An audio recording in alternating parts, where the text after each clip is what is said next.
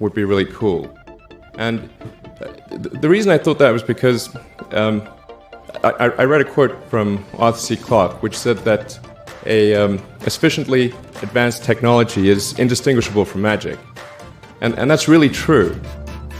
If you go back, say, 300 years, the things that we take for granted today would be, you'd be burned at the stake for. Being able to fly, that's crazy. Being able to see over long distances, being able to communicate, having effectively, with the internet, a group mind of sorts, and having access to all the world's information instantly from almost anywhere on the earth. This is stuff that really would be magic, or would be considered magic in times past. In fact, I think it actually goes beyond that, because there are many things that we take for granted today that weren't even imagined in times past. They weren't even in the realm of magic. So it actually goes beyond that. So I thought in conclusion that if we can advance the knowledge of the world, if we can do things that expand the scope and scale of consciousness, then we're better able to ask the right questions and become more enlightened, and that's really the only way forward.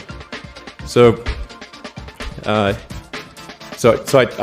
studied physics and business because I figured in order to do a lot of these things, you need to know how the universe works, and you need to know how the economy works.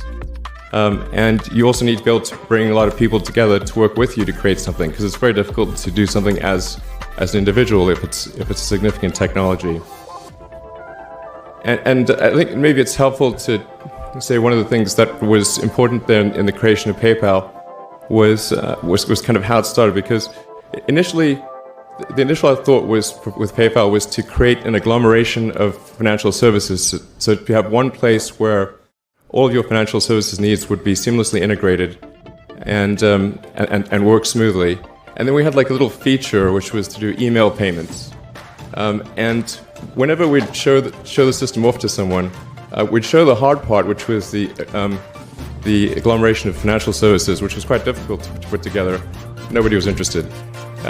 Then we'd show people email payments, which was actually quite easy, and everybody was interested. This is, I think it's important to take feedback from your environment. You want to be as closed loop as possible.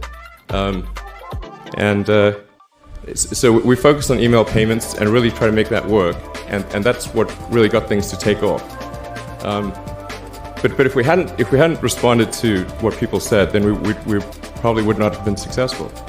So it's important to look for things like that and focus on them when you see them, and you correct your prior assumptions. And then began to scale that up to the Falcon 9, which is about an order of magnitude more thrust. It's around 1 million pounds of thrust, and we managed to get that to orbit, and then developed Dragon spacecraft, which recently was able to dock and return to Earth from the space station. That was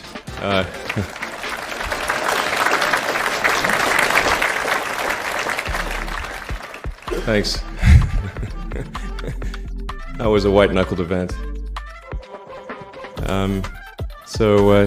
It's a huge relief. Still can't quite believe it actually happened. But there's a lot more that must happen beyond this in order for humanity to become a spacefaring civilization, ultimately a multi-planet species. And that's something I think it's vitally important, and I hope that some of you will participate in that, either at SpaceX or at other companies, because it's just really one of the most important things for the preservation and extension of consciousness. It's worth noting, I'm really optimistic about the future of Earth, so I don't want to sort of people to have the wrong impression that I think we're all about to die. I think things will most likely be okay for a long time on Earth, but not for sure, but most likely. But even if it's sort of 99% likely, a 1% chance is still worth spending a fair bit of effort to ensure that we've backed up the biosphere, planetary redundancy, if you will. And so I think it's really quite important. And in order to do that, there's a breakthrough that needs to occur, which is to create a rapidly and completely reusable transport system to Mars, which is one of those things that's right on the borderline of impossible. But that's sort of the thing that we're going to try to achieve there with SpaceX. And then on the Tesla front, the goal with Tesla was really to try to show that what electric cars can do, because people had the wrong impression. We had to change people's perception of an electric vehicle, because they used to think of it as something that was slow and ugly and had low range, kind of like a golf cart.